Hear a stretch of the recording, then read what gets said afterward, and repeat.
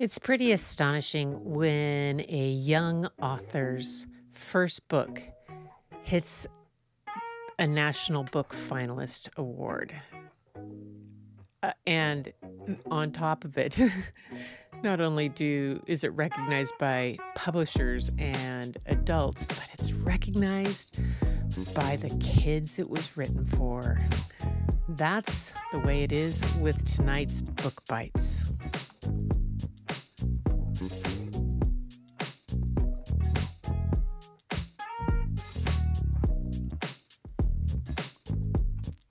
Hey everybody, hi, it's Gretchen Shepherd again with Book Bites with the Booklady. And tonight I have a book for you that when it came through the doors of my library, I had a sign-up list for it that was so long I had to go out and find more copies because I knew the kids wouldn't be able to get through it in a year of all the ones that wanted to hear it. The author's name is Jason Reynolds, and this was his first book for middle school and younger, it's young adult, middle school, and fifth graders loved it too. Just an amazing book. He's gone on to write other books that are very popular, and I just read one in my picture book channel the other night called A Party for Langston, which is another book that he wrote.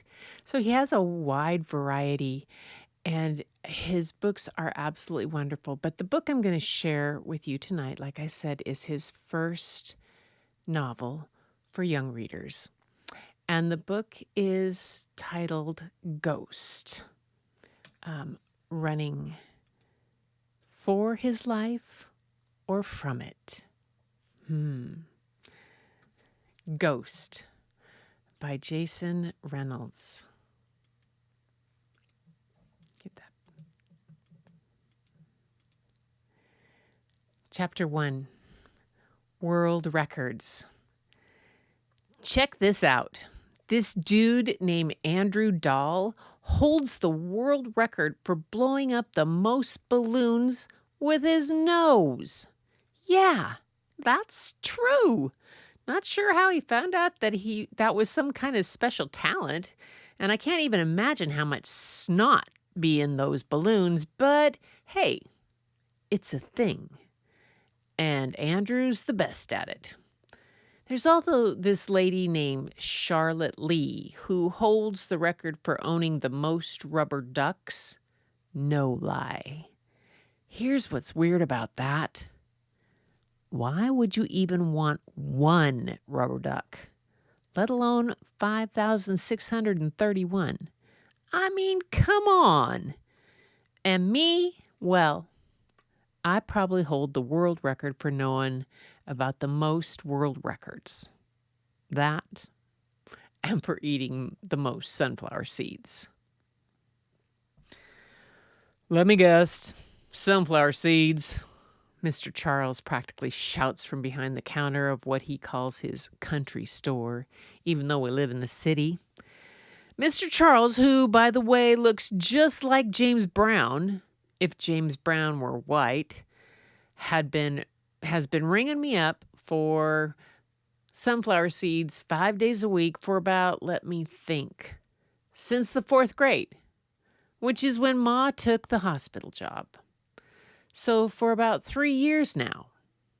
He's also hard of hearing, which when my mom used to say this, I always thought she was saying harder hearing, which made no sense to me at all. I don't know why she just didn't say almost deaf. Maybe because hard of hearing is more like hospital talk, which was probably rubbing off on her. But yeah, Mr. Charles can barely hear a thing, which is why he's always yelling at everybody and everybody's always yelling at him. This store is straight up scream fest, not to mention the extra sound effects from the loud TV he keeps behind the counter, cowboy movies on repeat. Mr. Charles is also the guy who gave me this book, Guinness World Records, which is where I found out about Andrew Dahl and Charlotte Lee. He tells me I can set a record one day, a real record, be one of the world's greatest somethings, maybe. But I know one thing. Mr. Charles has to hold the record for saying, "Let me guess, sunflower seeds," because he says that every single time I come in, which means I probably also hold the record for responding loudly in exactly the same way. "Let me guess, $1. That's my comeback. Said it a gazillion times. Then I slap a buck in the palm of his wrinkly hand, and he puts the bag of seeds in mine. After that, I continue on my slow motion journey, pausing again only when I get to the bus stop. But this bus stop ain't just any bus stop. It's the one that's directly across the street from the gym. I just sit there with the other people waiting for the bus, except I'm never actually waiting for it. The bus gets you home fast, and I don't want that. I just go there to look at the people working out. See, the gym across the street has this big window, like the whole wall is a window. And they have those machines that make you feel like you walking up steps, and so everybody just be facing the bus stop, looking all crazy like they're about to pass out. And trust me, there ain't nothing funnier than that. So I check that out for a little while like it's some kind of movie, The One About to Pass Out show, starring stair-stepper person 1 through 10. I know this all probably sounds kind of weird, but maybe even creepy. But it's something to do when you're bored. Best part about sitting there is tearing into my sunflower seeds like they're theater popcorn. About the sunflower seeds.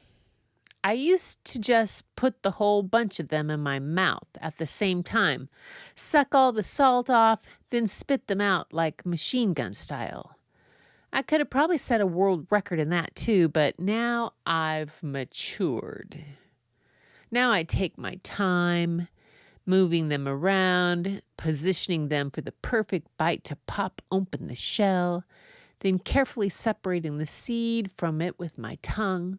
Then, and this is the hard part, keeping the little seed safe in the space between my teeth and tongue, I spit the shells out. And finally, after all that, I chew the seed up. I'm like a master at it, even though, honestly, sunflower seeds don't taste like nothing.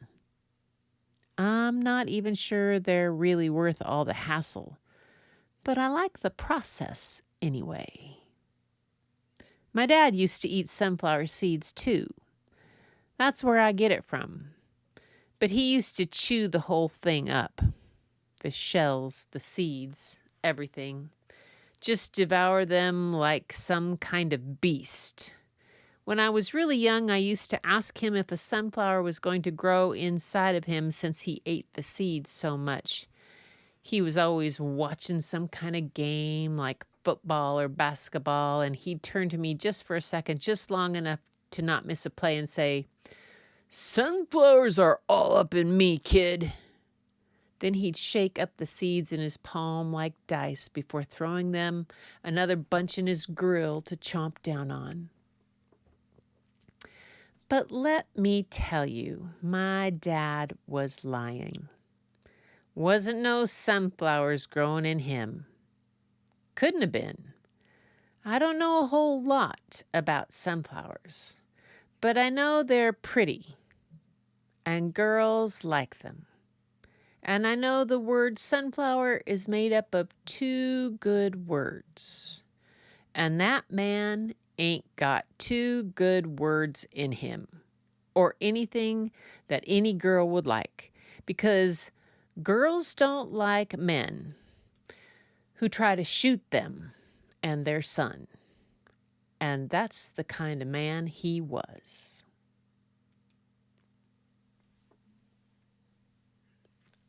That's just a bite out of Ghost, Jason Reynolds' first book.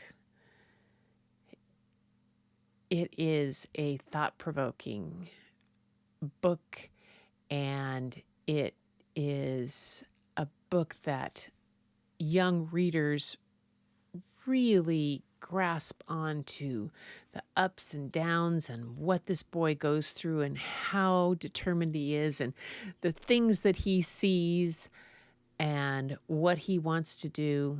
It's a book that speaks to them in a lot of ways. It's just a great read. I hope you enjoyed tonight's book bite with the Booklady. A little different book, but still such a great one by Jason Reynolds. So that's it for tonight, folks. My book bites for day 13 of Not Pod Pomo. Wow. I hope you enjoyed it, and I'll be back tomorrow with another one. But until then, keep looking for the beauty hidden in plain sight. It's all around you, but the first place you'll find it is when you go look in the mirror. And I'll see you next time.